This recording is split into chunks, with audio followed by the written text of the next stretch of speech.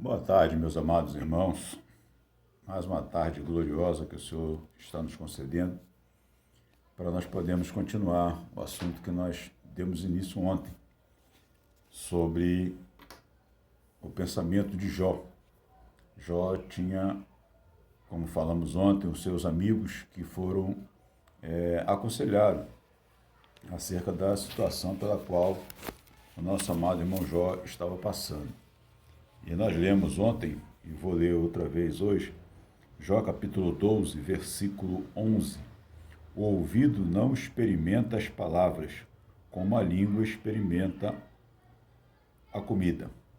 Então, o ouvido não experimenta a palavra, como a língua experimenta a comida. Essa foi a resposta de Jó para os seus amigos.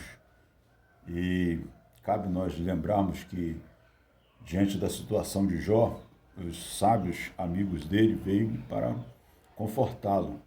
Mas diante da exposição, diante do que os amigos estavam vendo, entenderam que nenhuma pessoa passava por uma situação daquela pela qual Jó estava passando, se não fosse algum problema grave.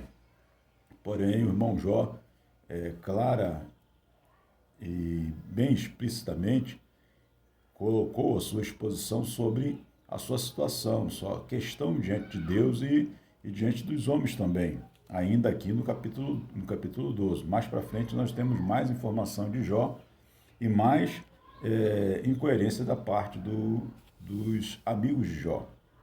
Não uma total incoerência. Tem um texto muito lindo de cada um deles acerca da revelação para Jó, de quem é Deus, do amor de Deus, da bondade de Deus e da santidade de Deus.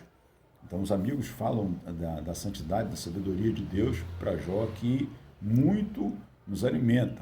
Porém, nessa questão de que Jó está se revelando a ele dessa forma, o ouvido não prova as palavras, porque diante de tudo aquilo que Jó já havia falado para eles, diante de toda a questão que Jó havia apresentado para eles, eles ainda estavam respondendo a Jó diante daquilo que eles estavam vendo, na situação que eles estavam vendo. Então, parece que Jó estava falando, mas eles não estavam dando ouvidos às palavras de Jó. E Jó faz esse questionamento.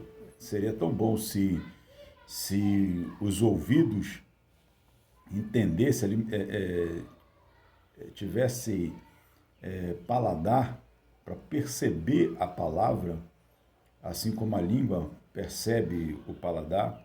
E nós ontem falamos, e é bom falar de novo, né? A gente, ao nós nos alimentarmos, nós percebemos logo que a comida é doce, é salgada, está com pimenta, está muito temperada, pouco temperada.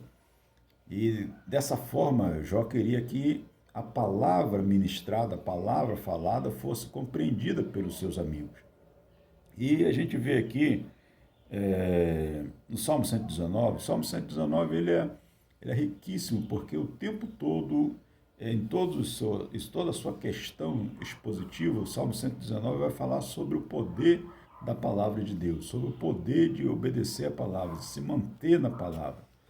E logo aqui no versículo 9 diz assim, ó, como pode o jovem purificar a sua conduta deixa eu repetir aqui, como pode o jovem manter pura a sua conduta? Uma pergunta. A resposta, vivendo de acordo com a tua palavra. Então, a conduta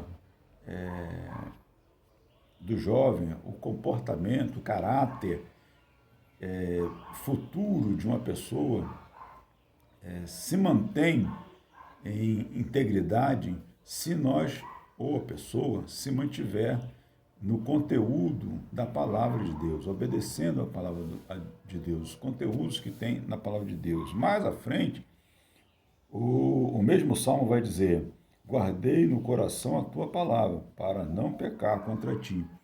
Então, esse Salmo 119, apesar de nós não termos a identidade de quem escreveu, flutua a identidade do escritor do Salmo 119 na pessoa de Davi, na pessoa de Esdras, na pessoa de Daniel. mas nós não temos uma definição. Quem foi que escreveu o Salmo 119? De repente aparece alguém dizendo que também poderia ter sido Moisés, por causa de tanto mandamento, tanta lei, né? Mas a gente percebe que é nesse ponto que o nosso irmão Jó se refere a esse sentimento de ter a palavra dentro, de absorver a palavra, de absorver o conteúdo da palavra de Deus. E tem muito mais coisa aqui, ó. No Salmo 119, versículo 115, meditarei nos teus preceitos e darei atenção às tuas veredas. Ou seja, todo esse processo que Jó requisitou dos seus amigos e não encontrou, e ele faz aquela exposição. O ouvido não experimenta as palavras como a língua experimenta a comida. Ele faz essa exposição. Então, o Salmo 119 vai estar batendo o tempo todo na pessoa do homem e o comportamento do homem diante da palavra, diante dos preceitos do Senhor, diante da ordem do Senhor, diante dos mandamentos do Senhor. Então, todo o contexto da palavra de Deus, a gente percebe que é chamado para interpretação, conhecimento, a busca pela palavra de Deus. O nosso irmão, o profeta Oséias, ele fala que nós devemos conhecer e prosseguir conhecendo a palavra de Deus. E no mesmo livro de Oséias, o Senhor ele fala que por ter o povo de Israel se afastado de Deus, Deus se afasta do povo. Dá-nos a entender isso. E Jeremias fala também sobre isso, sobre o afastamento do povo. O povo se afastou tanto de Deus que Deus permitiu que o povo fosse levado escravo para a Babilônia, no final do reinado do Reino do Sul. Então, todas essas questões, a gente vê o sofrimento do povo, o povo apanhando, porque não guardou a palavra, não entendeu a palavra, não quis ouvir a palavra. E parece que Jó está vivendo com pessoas assim, pessoas que falam, mas não ouvem. E nós convivemos com pessoas assim também no nosso dia a dia. Existe um sem número de pessoas que pede conselhos até, muitas pessoas pedem conselho, mas elas não param para ouvir. Elas não querem ouvir, elas querem falar. Falam o tempo todo, mas não tem a sensibilidade de ouvir a voz de Deus, de ouvir aquilo que Deus quer para a sua vida. Então, na sua própria fala, elas mesmas encontram a sua resposta, que alimenta o seu coração, que alimenta a sua emoção, mas que, infelizmente, não permite a orientação de Deus e a palavra de Deus entrar na sua vida. Esse é o maior sofrimento das pessoas que hoje, infelizmente, não dão valor a ouvir aquilo que Deus tem para falar para as suas vidas. E muitas questões que a gente vê hoje, de discussões, de falta de entendimento, porque as pessoas não querem e não dão ouvidos à palavra de Deus. O Senhor Jesus Cristo, ele maravilhosamente, ele fala conosco sobre esse poder que existe na palavra. O irmão Paulo fala sobre o poder da palavra. Mas eu quero ficar aqui ainda no Salmo 119, versículo 103. Olha só que coisa, todo o Salmo 119, como já falei, ele é repleto de orientação acerca da busca, do entendimento da palavra de Deus. O Salmo 119, 103, versículo 103, ele diz assim, ó: como são doces para o meu paladar, as tuas palavras, mais do que o mel para a minha boca. Olha a percepção do escritor, quando ele diz, a palavra é doce. A reflexão dessa palavra alimenta a alma, adocifica o meu coração, adocifica o meu interior, muda a minha história.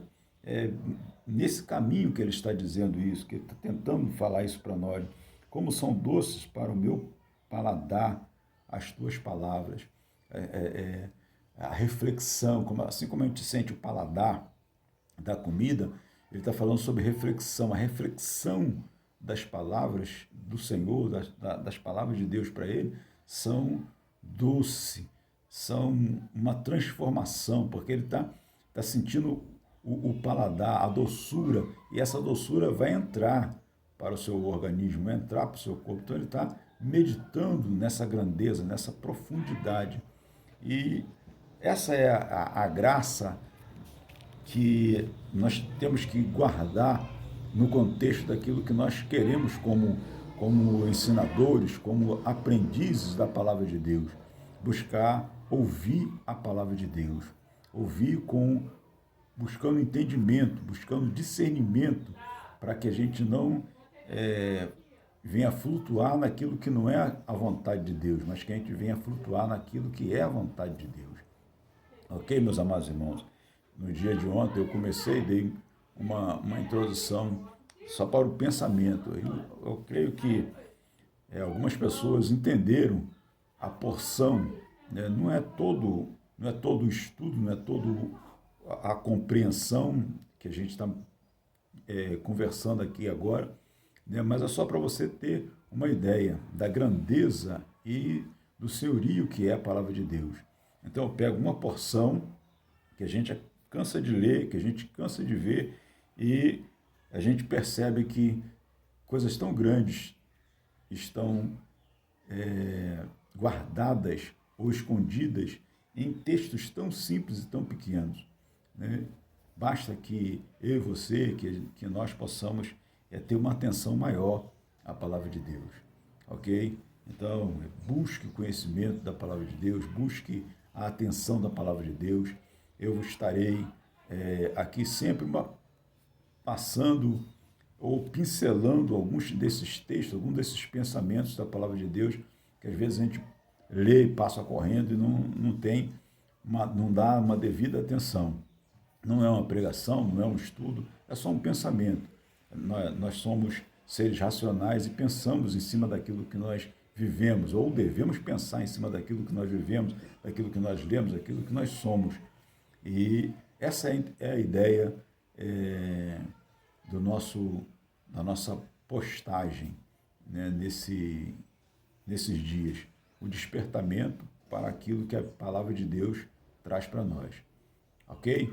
Que Deus abençoe a todos vocês e continue me seguindo aí, perguntando, faça perguntas, algumas coisas.